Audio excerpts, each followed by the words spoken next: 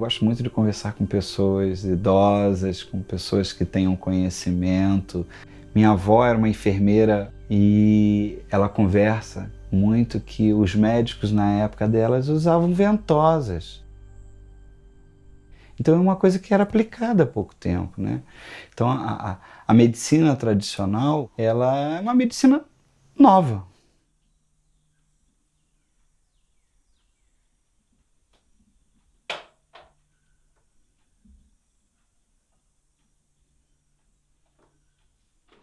Eu procuro buscar no passado como que resolviam determinados tratos terapêuticos.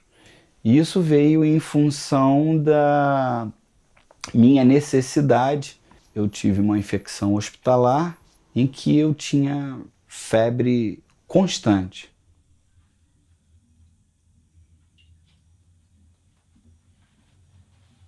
E eu tomei tudo que foi medicamento na época que poderia ser aplicado para poder aliviar o meu quadro.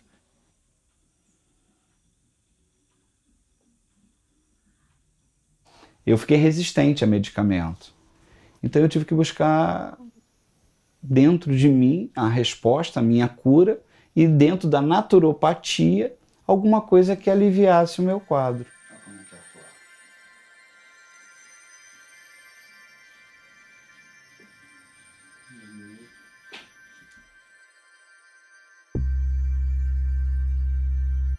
Eu tenho psoríase há, vamos dizer, quase 30 anos. Quase 30 anos é uma coisa da família do meu pai, que eu descobri anos depois, porque o psoríaco não conta, ele esconde. Eu não sei tudo. Fiquei 4 anos sem ir ao médico, eu não tinha nada para mim. É só o emocional dar uma baqueada que vem a crise. A coceira é uma coisa desesperadora.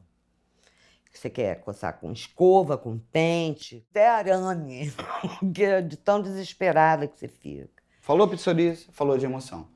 Então, cada ponto dela eu vou trabalhando. Então, ela falava muito alto, era muita ansiedade. Aí a gente vai trabalhando a bexiga dela, vai, ó, aqui, ó, só em tocar aqui eu já sei, ó, que a respiração dela está contida.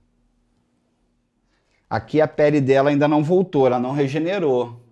Então a gente tem que lembrar que tudo que mancha, tira a mancha. É o princípio da homeopatia, né? É semelhante cura semelhante. Então se aqui está curado e ainda está manchado, a gente usa o quê? Coisas que mancham. E deixa. Ó. Você não sabe se você é nervosa, agitada, ansiosa porque você tem psoríase, ou se você tem psoríase porque você é nervosa, agitada. Mistura tudo. A hidratação dela eu faço com essências de rosas.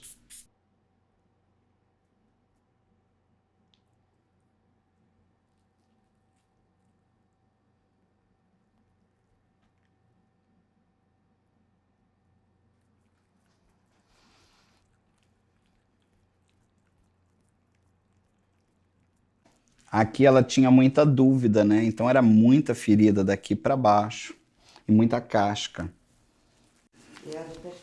Esse daqui, tá vendo? Ele continua, ele diminui e volta, mas a gente sabe que é relativo às dúvidas nela, né? Toda vez que ela entra num processo de dúvida muito intenso, porque a dúvida, quem comanda, o órgão que comanda é a vesícula.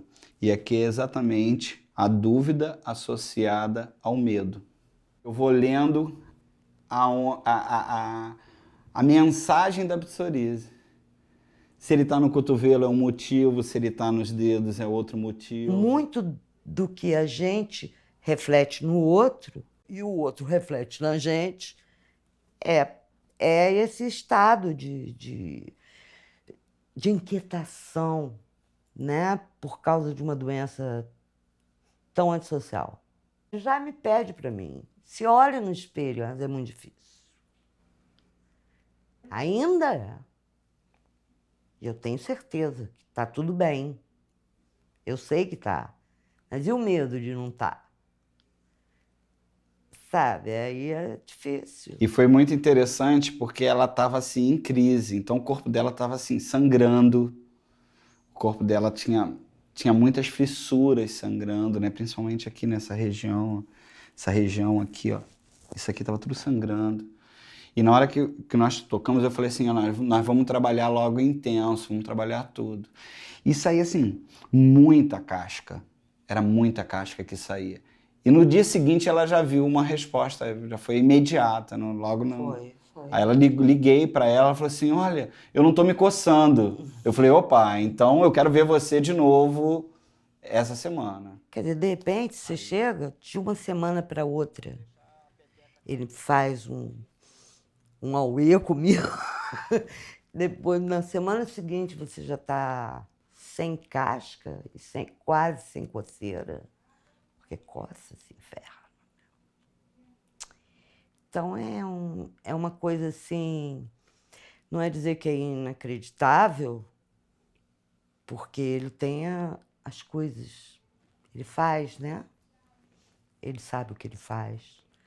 Mas para nós que já fizemos tanta coisa, é bem surpreendente.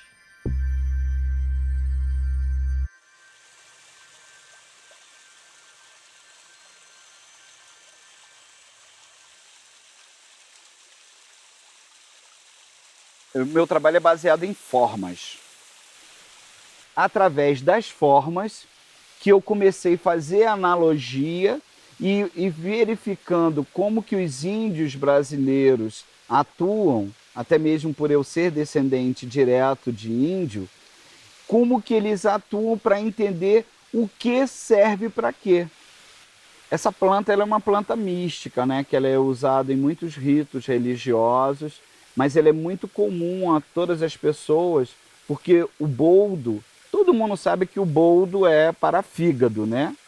E o fígado é um mal da sociedade, porque todas as pessoas sempre abusam ou desvirtuam a alimentação. Mas na realidade, ele cuida do estômago. Olha só as cavidades, olha o formato.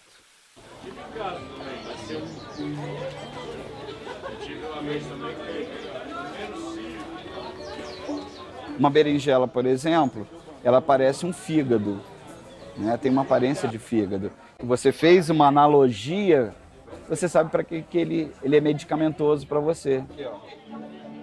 Aqui dá para elas.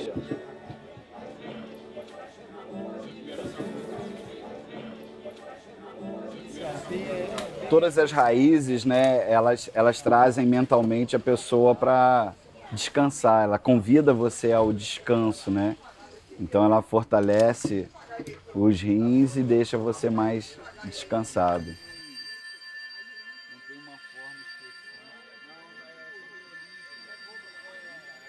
A doença, ela é uma situação que se instala na pessoa. E o doente é aquele que aceita a doença.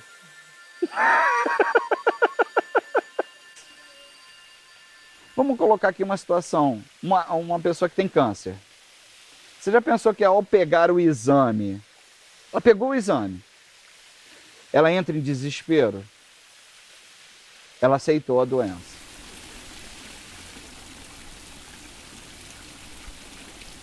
Agora, se ela pegou o exame e virar e falar assim, não, eu vou procurar mecanismos de cura. Eu vou buscar me tratar, eu vou tomar os medicamentos corretos, eu vou procurar mudar a minha rotina. Então, aí começa a se fazer o processo de cura.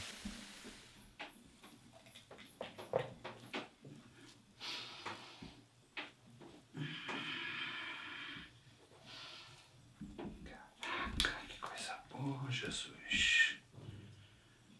Oh, benção.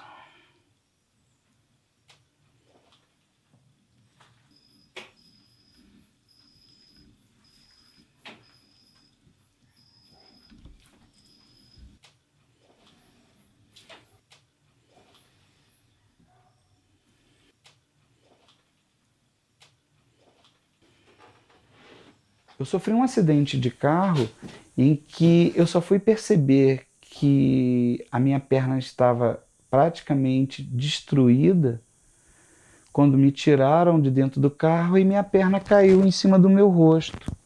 Aí eu fiquei assim, ué, eu não estou sentindo dor nenhuma.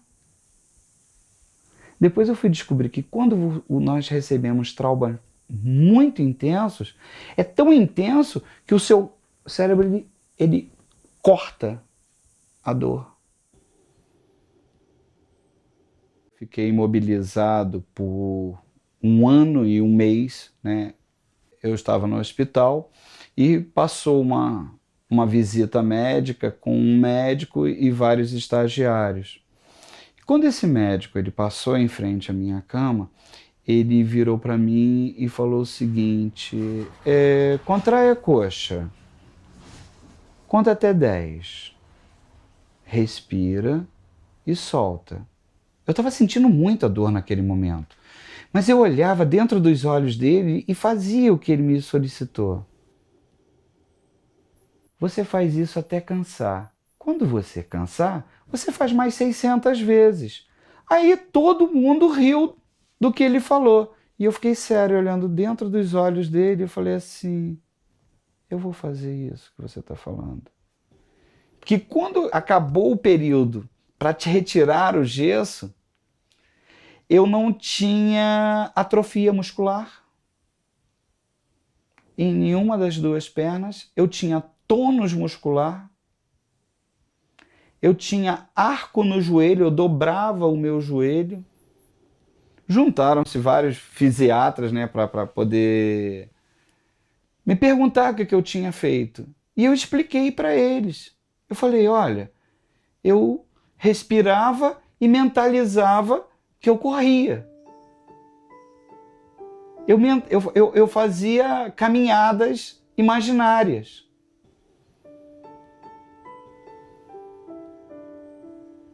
Mas isso era tão intenso o meu pensamento que ficou marcado no meu corpo. Eles viraram para mim e falaram o seguinte: isso é chacota, isso não existe. Eu fiquei tão indignado com aquilo deles não aproveitarem aquela minha informação que eu virei para o chefe do centro de reabilitação e falei assim, eu vou estudar e vou te provar que eu tô certo. E eu acho que aquele foi o maior presente que me foi dado. Foi o deboche de eu apresentar uma realidade para eles e eles dizerem que aquilo era impossível. Eu falei, sim, então eu vou estudar e vou fazer um monte de gente cometer atitudes impossíveis.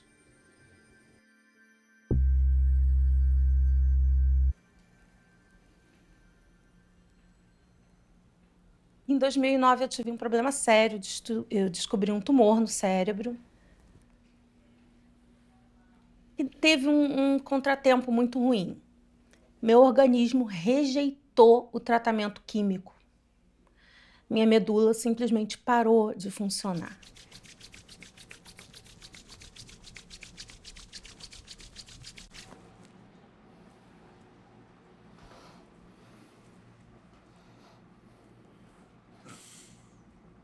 Então eu tive que interromper a quimioterapia, tive que interromper a radioterapia e fui internada.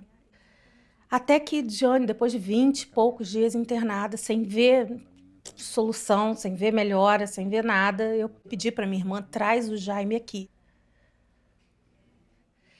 E ele ficou o tempo todo do meu lado enquanto eu estava recebendo a doação de plaquetas e ficou segurando no meu quadril exatamente onde fica a medula. Ele ficou apertando, pressionando com o dedo e conversando comigo.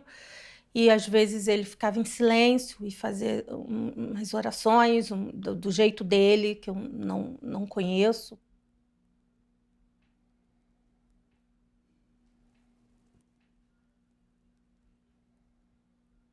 No dia seguinte, meu médico bateu na porta, abriu e falou assim, o que aconteceu aqui ontem? todas as suas taxas subiram muito. A sua medula voltou a funcionar. Estou toda arrepiada.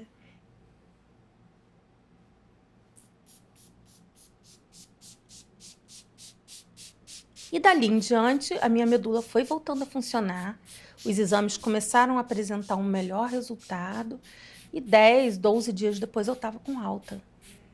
Isso quando eu não tinha previsão nenhuma.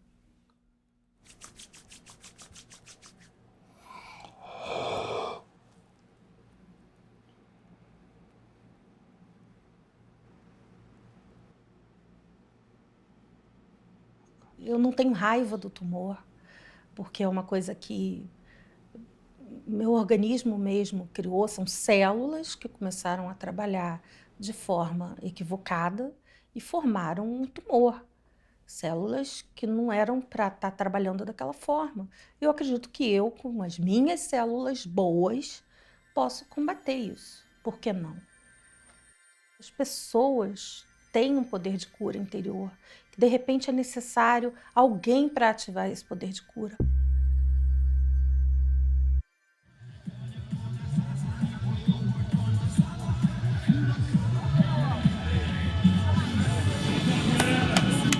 Vai lá, filho!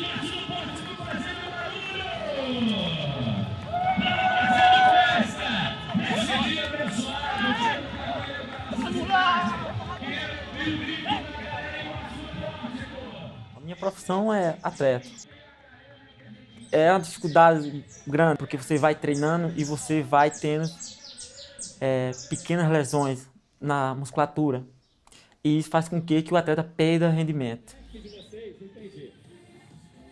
A gente se sente bem, não só a parte de ele fazer aquele trabalho na nossa musculatura, como da forma que ele atua na nossa mente, que faz com que a gente sinta a vontade para poder ir concentrado, atuar com mais facilidade durante o treino e a competição.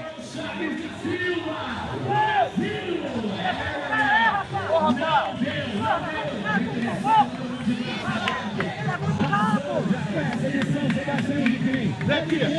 Larga, vem cá! Bota ele pra aqui, ele vai passar mal, pô! Pode vir correr, pode vir fazer turismo, mas ó, é nossa! Ai, ai, ai, ai, ai!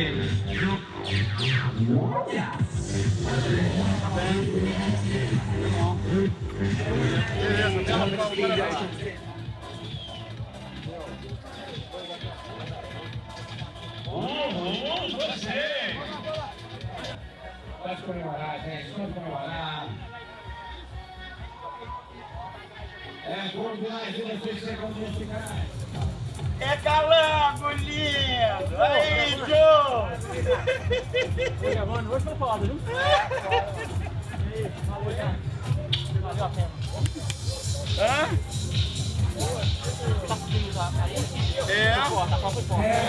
Mas ele... Solta isso, ó. Ele pega a berinjela, bota a gente na água, e aí ele vai passando a berinjela na água e passando na nossa perna, dando a massagem na perna. E aí aquilo ali vai soltando a nossa musculatura, que está inflamada. E vai desinflamando. Isso aí, quando é no outro dia você está bonzinho, coisa você não precisa tomar de inflamatório, não precisa tomar nada. É interessante. E várias coisas que ele surpreende. De repente ele chega assim, olha, pega assim, bota a mão na nossa perna assim. Vem cá. Aí chama a gente e vai lá e coloca aquela, por exemplo, um mato na nossa perna. E quando é no outro dia a gente bate, não sente mais dor, não sente mais nada. A gente chega, mas já o que você fez ontem, que passou toda aquela dor muscular que a gente tá, ele diz. Aí ele começa a rir e dá risada. Ele não explica, mas começa a dar risada, porque a gente fica assim, surpreende com as coisas que ele faz. E ele vai mudando. Hoje ele faz uma coisa, quando a gente vê no dele já faz outra coisa. E todo atleta, ele tem um desgaste físico muito intenso. E nesse desgaste físico, eles ficam vulneráveis, eles chegam a ser frágeis. Descruza os braços, prepara para aplaudir o campeão dos 10K na corrida de São Sebastião, Caixa 2014. Subindo ao pódio, recebendo os aplausos, Damião Anselmo de Souza do Brasil. A festa é nossa. A gente pega a confiança daquilo que ele faz, que ele passa pra gente. Então faz com que a gente não se preocupe com as coisas. Entendeu? A gente termina fazendo a nossa vida sendo mais uma vida de alegria, de prazer, dentro do esporte.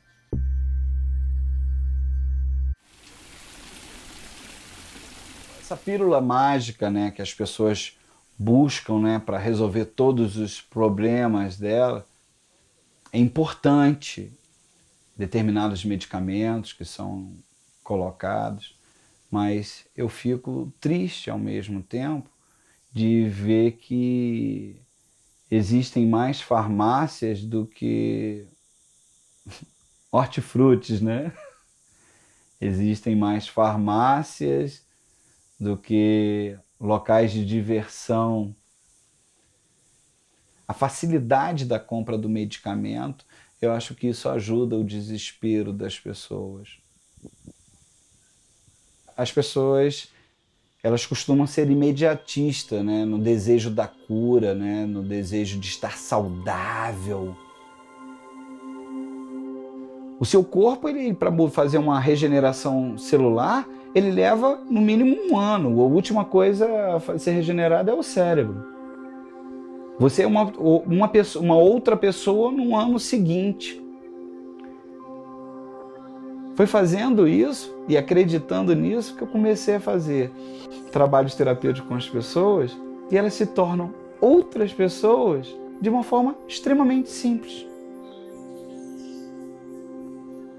Simplesmente acreditando que ela amanhã não é a mesma de hoje. E se ela acreditar que amanhã ela pode ser uma pessoa melhor e depois ela continuar com esse desejo, ela vai mudar. Ela pode ser quem ela quiser. Ela só não pode deixar de ser uma coisa. Ela mesma.